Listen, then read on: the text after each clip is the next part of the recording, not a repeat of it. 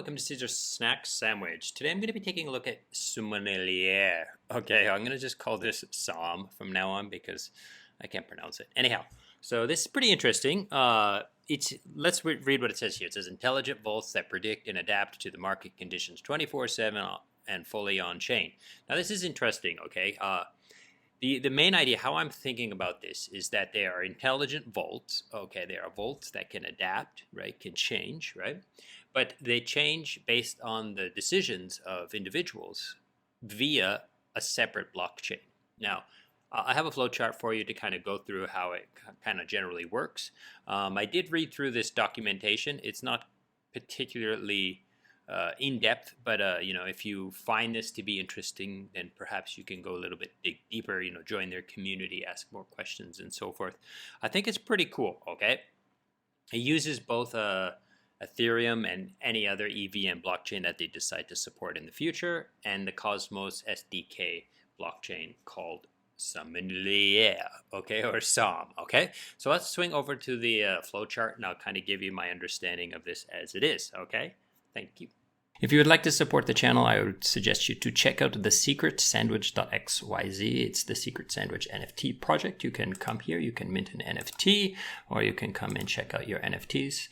Okay, so let's get back to it. Okay, so here we are on the flowchart. We have three ecosystems here in a sense. We have the Ethereum blockchain, or the EVM blockchain of choice, right? There is this gravity bridge in the middle, and then the Cosmos blockchain of Som, the Sommelier blockchain, which is based on the Cosmos ecosystem, okay? So that's one of the Cosmos blockchain ecosystems. I'm not going to explain how these Cosmos chains work, but basically each chain is its own product. Is as if like every DeFi product had its own blockchain, and that's kind of how this thing's working. Very, very rudimentary, but you kind of understand it there. So it has these three features inside that kind of work together to create these automated adaptive vaults, okay? So let's go through. There are 4 or maybe 5, but let's call it, 5 or maybe 6 actors inside this, but I'm gonna illustrate the 5 and kind of mention the 6th as well, okay? So the first person we have is what we call the seller creator. Now, seller is their own term, their own word for like vault. Okay, you can consider it like a yield vault or something like that, a yearn vault in a sense. Okay, so the seller is this guy here. He's going to create a vault, or so to speak, some sort of thing that's going to collect the money and put the money to work, right? A smart contract.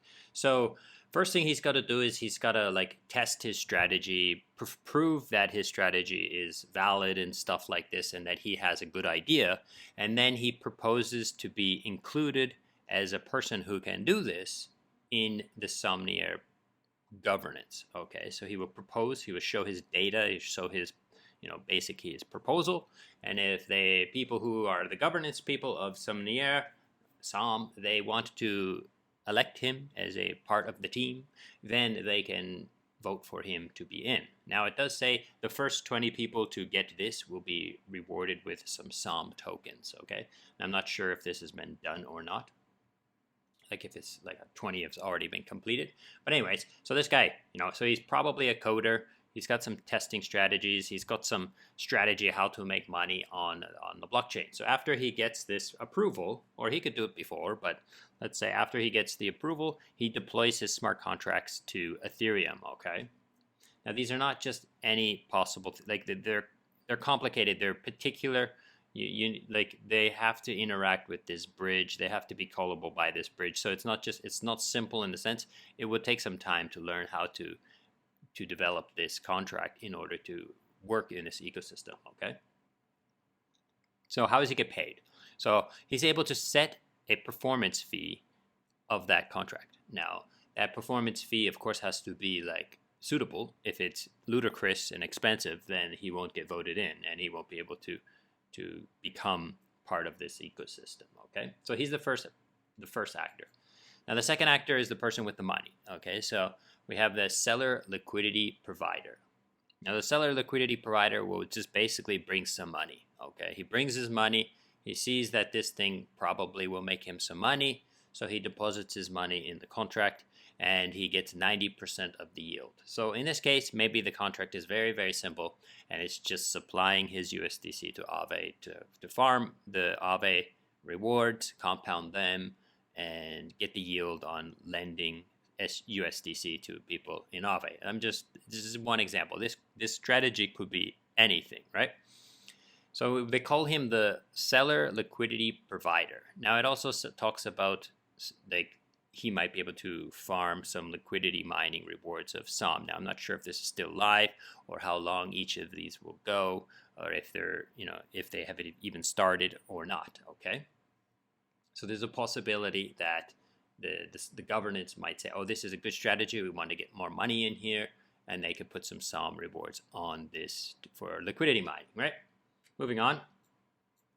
So the other actor we have is called the strategy provider or strategy changer, or I think they call him the strategy provider in the docs. Okay, so he works closely with the seller creator, and he could actually be the same person, but probably not. Okay, this is a coder, this is a quant, right? Like someone who knows mathematics and analyzes this different ideas. Okay, so usually the seller creator and the strategy provider will work together before the governance proposal, probably, but it doesn't have to be. Okay, so if he wants to work with this seller and say, hey, I want to work with you, then they need to make a deal. Okay, and somehow they can split the fees. Now, the performance fee of this strategy, right?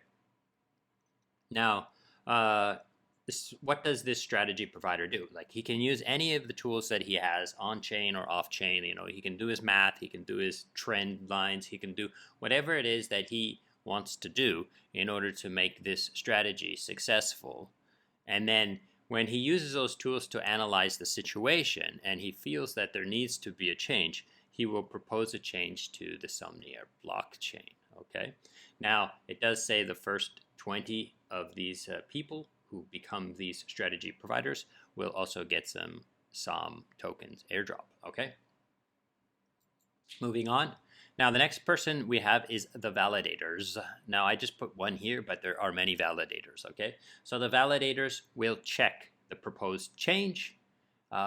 They don't really check it for like the validity of the mathematics, whether or not this is going to be profitable. They check it to make sure that the change proposed will not, rug people, will not, it will be correct. Like there's no mistakes inside the changes. Okay. So it's like a normal validator, like any blockchain validator. They don't check that you're not going to lose money. They check that what you're doing makes sense within the ledger. You're not scamming things. You're not breaking stuff. So they will do the validation. And then if there is consensus, they will execute the change via the gravity bridge. Now, it does say in the docs that this gravity bridge is not the official gravity bridge. It's more like they took the gravity bridge, they completely forked it, and they're using it particularly only for this use case. Okay. So they will send the message through the gravity bridge. I'm calling it the gravity bridge, but it's actually the SOM bridge, right? So the gravity bridge to execute the change on Ethereum. So let's say he's used this data and he's like, oh, it would be better to lend DAI, right?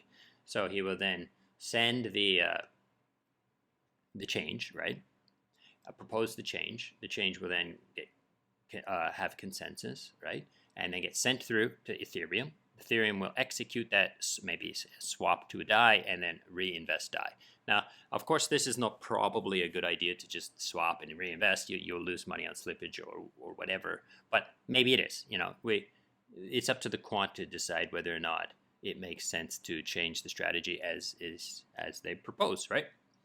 Now, the next person is the staker. He's the lazy person who just has some SOM tokens, and this SOM blockchain is a proof of stake blockchain. So all these validators have staked some SOM tokens, but they need more. So he can help to secure the network by staking some of his SOM, okay, into the validators. Now delegate his SOM to this validator in order to him to print blocks, right? Just like a normal proof of stake blockchain for the most part. This does have a lockup period. But if you are locked up, you can redelegate it one time. You can change the person you've delegated one time, and then you're locked in until the locking period's finished. Now, why would you want to do that? Well, first of all, you're going to earn staking rewards, right? And then you'll also be able to vote on things like, including him or making a new seller, basically, okay? Now, the last thing I want to talk about are these fees. I said here that 90% of the yield is taken by the depositor, so there's 10% left over. It does say that 5% will be given to the validator and the stakers. It doesn't clearly say in the tokenomics that it's 50-50 or 80-20 or what have you. Maybe governance can set this changes as much as they want. And 5%, it says, goes to the strategy makers. So I'm assuming the strategy makers are both of these guys working in tandem. So I guess they would then split this somehow based on the deal that these guys made, right? Okay, so that's pretty much it. I think this is pretty interesting. Like I said, this is kind of like taking the team out of the equation. So that normally a vault team will decide to change the strategy. They will change the strategy via a multi-sig, right? But here, the entire multi-sig is a blockchain. Now, anybody can propose to change the strategy of this seller, right? So another person can come and work with this strategy provider and say, hey, I have a better way than what you're doing. This is the way I think you should do it. And the strategy provider would then probably share his fees with that guy in order to create the change on this sense. Okay, so that's pretty much how this thing works based on my understanding. Like I said, I just read the docs. I didn't go into the Discord, ask a whole bunch of questions. If this looks interesting to you, I would suggest you to go check it out.